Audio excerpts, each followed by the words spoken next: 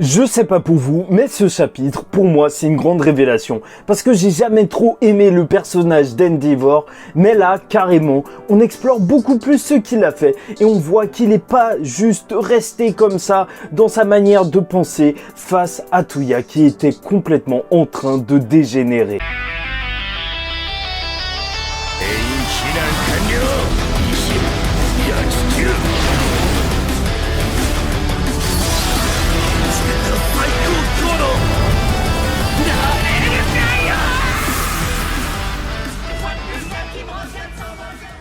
Mesdames et messieurs, ici Jage et on se retrouve aujourd'hui pour la review du chapitre 301 de My Hero Academia.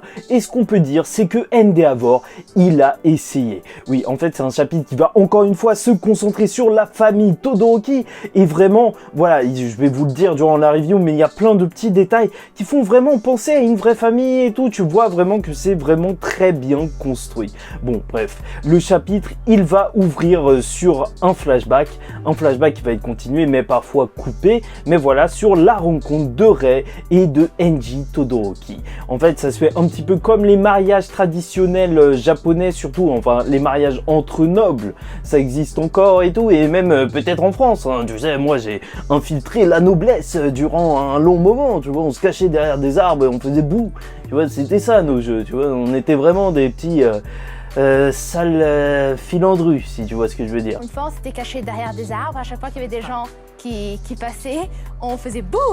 Mais non, plus sérieusement, voilà, c'est un mariage arrangé, mais bon, ils se sont parlé et tout, ils ont discuté, et c'est comme ça qu'ils ont commencé à s'aimer, et tu vois la référence à la fleur, justement, parce que Endeavor, voilà, il a remarqué que c'était une fleur qu'elle aimait bien, et c'est pour ça qu'on en entend beaucoup trop parler, avec la théorie comme quoi ça ferait penser à Dabi, c'est pour ça que, voilà, elle symboliserait tout ça.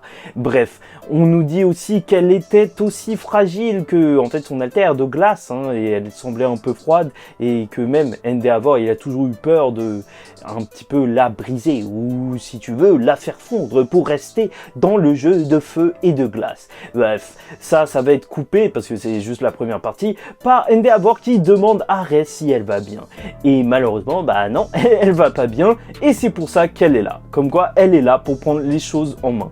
Et c'est là qu'on va voir aussi le point de vue de Tuya. Le point de vue de Tuya qui pense, bien sûr, même s'il est blessé, parce que voilà, il utilise ses flammes énormément, il les a énormément utilisées, il ne pense pas que Endeavor doit mourir tout de suite, et surtout, il veut le voir devant les gens, et donc souffrir. Ouais, le mec est vraiment mauvais, mais ce qui est aussi intéressant, c'était que, voilà, il le dit, il dit regardez-moi au plus profond de l'enfer, un truc du genre, mais il parle à sa famille en disant ça, et tu vois qu'il a quand même des sentiments encore pour sa mère, pour Natsu et même pour sa sœur, mais pour ce qui concerne Endeavor, bah c'est un petit peu plus chaud, tu vois, il appelle Enji Todoroki, et même Shoto, bah il appelle juste Shoto, tu vois, pas Shoto-kun, pas Shoto-chan, bon c'est pas une fille, mais voilà, genre il n'y a aucune marque de respect et tout, ça se voit qu'il a vraiment des ressentiments, et c'est là qu'on va repartir sur le flashback. Et je pense vraiment que cette scène, elle arrive vraiment super bien juste après la scène de Rei qui veut aider Enji. Pourquoi? Parce que tout simplement, peut-être que c'est grâce à elle que le plan, la victoire de Tuya ne va pas être totale. Parce qu'ok, il a révélé des choses, mais là, ce qui va être important, c'est la manière dont Endeavor va réagir. Et là, avec sa femme à ses côtés, bah peut-être que, en fait, il va pas s'en sortir si mal que ça, et que peut-être, au fond, peut-être que c'est Tuya qui va perdre cette partie, quand il va voir bah les journalistes et tout parler à Endeavor, et Endeavor tout assumer sans avoir la gueule de bois, tu vois, en train de pleurer et tout. Non, non, non, ça Tuya ne le verra pas, et ça c'est peut-être une victoire. Bref, on repart sur le flashback. Là j'ai beaucoup trop imaginé de trucs, j'ai beaucoup trop parlé. Donc alors tu vois que Tuya, même si on avait vu durant d'autres passages qu'il avait été entraîné par Endeavor, son entraînement va être coupé parce qu'il va voir Enji qu'il a de plus en plus de blessures et que c'est pas normal. En allant voir un médecin, ils vont apprendre que son corps il est de constitution de glace alors qu'il a un alter l'altère de feu. Donc en fait c'est l'inverse de Shoto. Shoto, si c'était le personnage parfait pour recevoir l'altère de flamme de Endeavor, bah là Touya en fait c'est peut-être le pire candidat pour recevoir cet alter parce qu'il a un corps de glace. Franchement c'est assez fort de nous montrer ça et voilà, genre il ne peut absolument rien faire et même le médecin il va dire franchement il faut arrêter avec ce délire hein. Là ça ne se fait plus trop les mariages d'alter, ça c'est un truc de vieux et tout, arrêtez avec vos délires. Bon bref, Touya, il va encore s'entraîner, il veut encore devenir numéro 1, il veut surpasser All Might. En fait, il est comme son père, c'est ça. Ce qu'il a eu de son père, c'est surtout son obstination. Et aussi les flammes super puissantes. Il revient tous les jours avec des blessures. Et franchement, bah Endeavor, bah il le sait. Genre, il a essayé de l'arrêter, ça on nous le dit et même on nous le montre. Sauf que non, il veut pas s'arrêter et Endeavor, bah, je sais pas si c'était intelligent, mais il s'est dit le seul truc qui pourrait le faire s'arrêter, d'essayer de devenir plus fort que All Might et tout, d'être ma relève, c'est de justement avoir un vrai bébé qui lui pourrait le surpasser et ainsi le délester de ce fardeau. Sauf que je pense qu'il avait vraiment mal compris parce que ça, c'est ancré en lui comme on le voit dans la suite du chapitre. Donc pour essayer de trouver l'enfant parfait, d'abord il y avoir Natsu, mais bon. Ça, en vrai, il n'est pas parfait, donc c'est pas grave. Mais surtout, ça va être l'arrivée de Shoto. Shoto, très facilement reconnaissable. Hein, et je trouve, je sais pas pourquoi, je trouve que sa tête de bébé, à chaque fois, c'est un mème. Je sais pas, l'auteur de My Hero Academia, il essaye de faire plein de blagues avec Shoto. Bon, bref, ce que j'ai trouvé vraiment cool et tout, et qui montre vraiment que c'est une famille, quoi, c'est que, si tu regardes bien, les vêtements de Shoto, c'était les vêtements de Natsu avant. Bah, franchement, c'est normal, tu vois, c'est un truc hyper réaliste. En vrai, quand t'as deux gosses, bah, tu redonnes les vêtements du plus grand au plus petit, surtout quand ils sont bébés. Et voilà, là, ils le font, tu vois. Comme quoi, le sens du détail est vraiment là. Mais la page où tu vois le bébé et la réaction d'Endeavor, de Rei et de Touya, elle est vraiment juste révélatrice. Tu vois vraiment 3 émotions, Endeavor qui est vraiment heureux et limite en fait, bah c'est ça qui l'a fait reprendre son obstination à entraîner un enfant. Peut-être qu'il s'était calmé, mais là il est reparti de plus belle avec Shoto, toi-même tu connais les bails.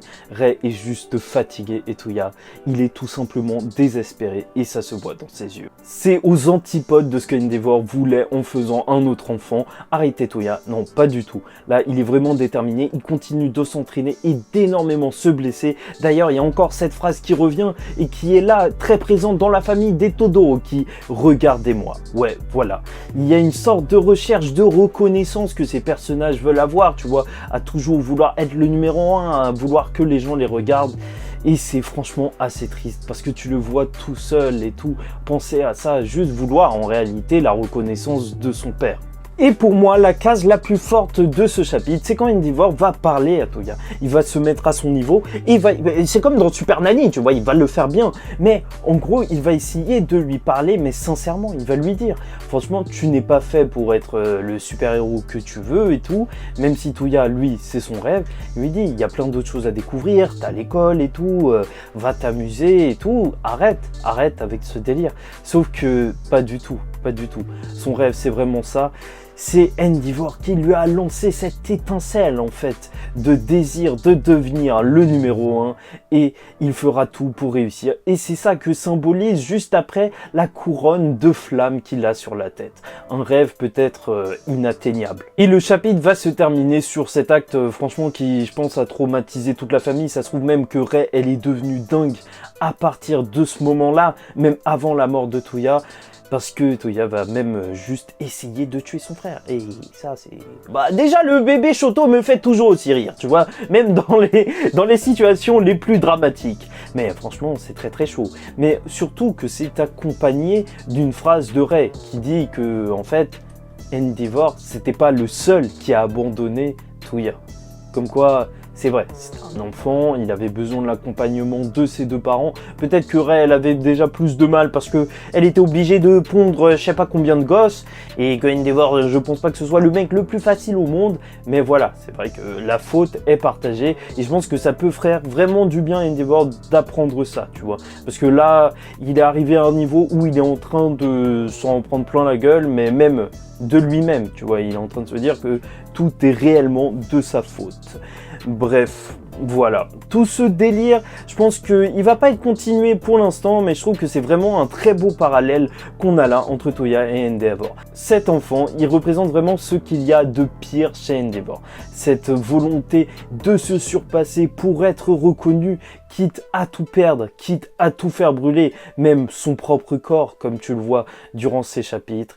Et c'est vrai que la confrontation avec Shoto est juste inévitable, parce que Shoto, c'est à l'inverse le meilleur de lui-même en fait, le meilleur de ses pouvoirs de ses parents et surtout la meilleure partie de lui-même, celle qui veut juste sauver les gens et pas essayer de faire ce délire de devenir plus fort que All Might. D'ailleurs, Endeavor, le jour où il va découvrir c'était quoi le vrai All for One et tout, qui se battait en fait contre un alter de 9 personnes, je crois qu'il va délirer, il va se dire ah bah il fallait me le dire, j'aurais pas tenté, tu vois. Mais bon, bref, voilà, j'espère que vous avez apprécié la review. En tout cas, c'était pour moi un plaisir de vous la faire. N'hésitez pas à me dire en commentaire ce que vous avez pensé de ce chapitre et surtout ce que vous pensez d'Endeavor maintenant. Est-ce que pour vous, ça vous a un petit peu changé votre vision des choses sur le personnage? Moi, personnellement, je l'apprécie beaucoup plus après ce chapitre. Parce que vraiment, il n'est pas resté à rien faire lorsque son fils devenait complètement dingo. Et en plus, là, ça remet les choses en ordre et tout, parce que c'est vrai qu'avant, on aurait pu penser que c'était seulement de sa faute. Bref, voilà. Dites-moi ça en commentaire, ça me fera un plaisir de les lire. Et d'ailleurs, peut-être que je choisirai un des commentaires et que je le passerai dans la prochaine vidéo. Parce que je trouve ça cool, tu vois, ça amène un petit peu d'interaction. En plus, vous avez votre nom dans la vidéo. En attendant la semaine prochaine, et franchement, il faut que je m'y mette aux théories My Hero Academia, mais ça va pas arriver tout de suite. Je vous dis ciao tout le monde et paix sur vous.